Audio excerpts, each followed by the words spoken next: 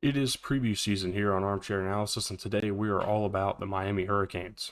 What does Mario Cristobal have in the tank for this team to make the playoffs? They were just a couple spots out last year.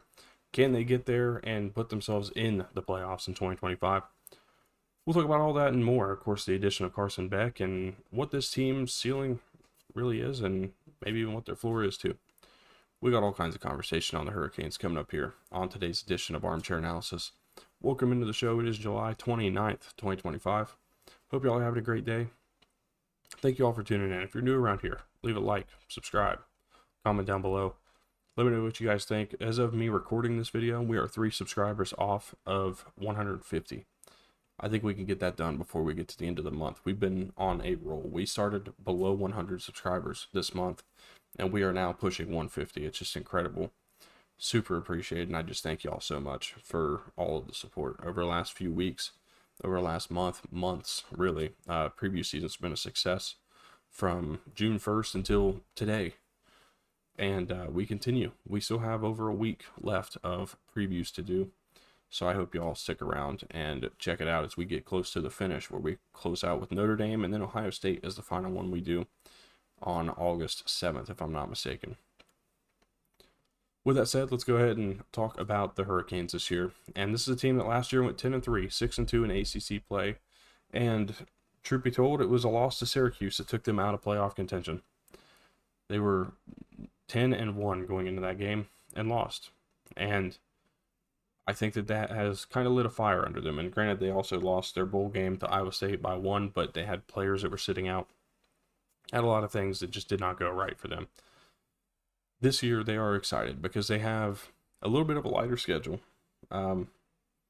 Actually, it's not too much lighter. It's not quite as much as you think, but it certainly is a schedule that they can work their way through and win a bunch of games. This is a team that averaged 43.9 points per game last year. That was the number one in college football, number one scoring offense in college football. They averaged 25.3 points allowed per game, which is 69th in college football. Nice. The turnover margin is negative 0.1 and 65th in college football. 14th overall recruiting class, a third ranked portal class with 19 commitments. They are excited for what 2025 can bring. And of course, Mario Cristobal back as a head coach, coming into year number 4 as the head coach. Shannon Dawson returns as the offensive coordinator. They're excited for that, of course. And then Corey Heatherman at defensive coordinator position.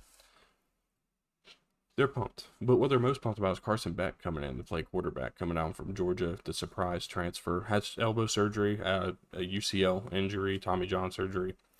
And interested to see how he kind of progresses as we get closer to the season. But it will be interesting to watch. At running back, they got Mark Fletcher and Jordan Lyle. Those are the 2 guys that we're expecting to get the majority of the carries. At wide receiver, JoJo Trader returns his sophomore season this year. Only had, I think it was a handful of catches last year with a touchdown. Really looking to improve off of those numbers from last year. CJ Daniels transfers in from LSU. Tony Johnson transfers in from Cincinnati. And Keelan Marion, the big name here, coming in from BYU. They're really excited to see what he can do in this offense. At tight end, they got Elijah Lofton. And they got 2 returning starters on the offensive line to include Francis Malgoa, Inez Cooper. And then James Brockermeyer comes over from TCU to play the center position. He is one of the most highly touted recruits that went into the portal last year. Or one of the most highly touted players to go into the portal last year. Lands at Miami, heading up one of the top 10 offensive lines projected in the sport right now. And this is a team that their pass block grade was 76.2 last year, according to PFF. That was 16th in the Power 4. Their run blocking grade was 62.6. That was 38th in the Power 4. They are not particularly bad, and they're certainly going to improve given the experience and players returning. When you shift this thing and shift the focus to the defense, they have 4 returning starters. Gave up 5.2 yards per play last year. That's 44th in college football, which is better than their points per game totals last year. Notable transfers include Jacoby Thomas from Tennessee, Zachariah Poiser from Jacksonville State. Xavier Lucas comes down from Wisconsin, and Keontae Scott comes over from Auburn. Team leaders returning from last year, Wesley Bethane returns with 59 tackles. Keem Mesidor returns with 9 tackles for loss, 5.5 sacks, leads both those categories. This team returns 2 total interceptions of their 14 from last year, and they also return a couple of their 6 fumbles from last year, but the leaders returning only have 1. They're looking to kind of replace a lot of production on the defensive side of the ball when it comes to turnovers. Again, that's something they're really going to need. I think I'm really interested to watch how that progresses. On top of that, they bring back pretty much the entirety of the secondary is either a new starter or a transfer. And so how does that look? How do they build off of that thing for them? When you look at some names to watch, for me, it's Josiah Trader. I'm really excited to see what he does in his sophomore season. Of course, again, last year I mentioned a handful of catches. He had 6 for 91 yards and a touchdown. What does his progression look like? He's going to take on a bigger role this year and certainly might be wide receiver 1 this year. What can he do? Because he was looked at on a similar level to Jeremiah Smith and Ryan Williams, who both of them guys took off last year. Meanwhile, Trader was kind of just there for Miami. Needs to take a bigger role. Whatever it ends up being, he has to do it this year. I think that's going to be a big key to the offensive success and even the team's overall success. When you look at it defensively, for me, it's not just a name to watch. It's the entire secondary. The front seven's good. They're pretty loaded at the front 7 spot. But the secondary is majorly transfers, like I said, and they lose a ton of production. I'm looking for Xavier Lucas specifically to be kind of the guy that we're watching and seeing make a lot of plays, be a disruptor in the passing game. We'll see what it ends up being. But I also, on top of that, am interested to see how the pass rush can affect and create turnovers itself. We'll see all those things kind of come together over the course of the season. When you look at the schedule for the Hurricanes, it is tough, but it's not as bad as you think. And it starts with that game against Notre Dame in Miami. Also get Florida about 3 weeks later on September 20th. A road trip to Florida State, but again, hard to say about Florida State what we expect them to be. Louisville's a tough game, projected top 25 matchup. SMU's a tough game on the road, projected top 25 matchup. Then you have 2 road trips to end out the year against Virginia Tech and Pitt. Let's not forget that Syracuse game in November that, again, Miami lost to last year. It's interesting, and the end of the season certainly sets up similar to last year, where they could potentially lose a game and take themselves out of the hunt for the playoffs. We'll see what it ends up being and how they maneuver through, but you got to think that at some point that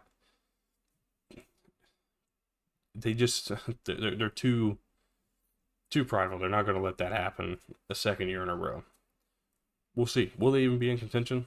Let's go ahead and predict it. They sit at an over-under of 9.5 right now in terms of win total odds. Odds to win the ACC are plus 390. That's second behind Clemson. And then their odds to win a national championship are plus 4,100. So with that said, let's go ahead and predict this thing. And it starts with a home game against Notre Dame. This one's going to be interesting. The difference maker in this one is the quarterback position. CJ Carr's first start, Carson Beck, first start with a new team, or projected to be first start with a new team. I'm taking the experienced quarterback in this one. Miami will get the win over Notre Dame. Get a win over Bethune-Cookman, and they will also get a win over USF. A tough game. USF's a good team, at least for Power 4 standards, or Group of 5 standards. But I don't think they have enough star power or firepower to hang with Miami. You'll get a home game against Florida, and I think that's your first loss. Florida's looking for revenge after last year. DJ Lagway gets his first start against the Hurricanes. I think Florida gets the job done in that one. Follow that up with a bye week, or 2 bye weeks, sandwiching that Florida State game, which they will win the Florida State game on the road. Move on to 4-1, and they'll get a win at home against Louisville as well, make it 5-1. That's a tougher game, a game they could certainly lose, but again, coming out of a bye week to face them, I think they'll be just fine. Get a win over Stanford, and then you go on the road to SMU. I like SMU, just not as much as some other teams, especially towards the top of this conference. I think that Miami's going to get the job done and beat them. They'll get revenge for last year, taking them out of the playoffs against Syracuse with a win. They'll beat NC State, moving them into the final 2 games of the year at 9-1. A road trip to Virginia Tech and a road trip to Pitt. This is certainly the place where Miami will lose, or should lose, theoretically, when it comes to recent history, odds, and potential to make, a run into the playoffs. This is where they're typically going to lose or make a mistake. I don't think it's going to happen, at least not against Virginia Tech. They'll get the win there, move to 10-1, as they were last year going into the final week of the season to face Pitt on the road. Pitt is in the middle of their own tough schedule. They're playing Notre Dame, Georgia Tech, and then Miami to close out their season. I think that Miami's going to get the job done. It's just going to be a tough end of the season for Pitt. They're going to be kind of drained after 3 weeks of just constant tough opponents. Closing out 11-1, 8-0.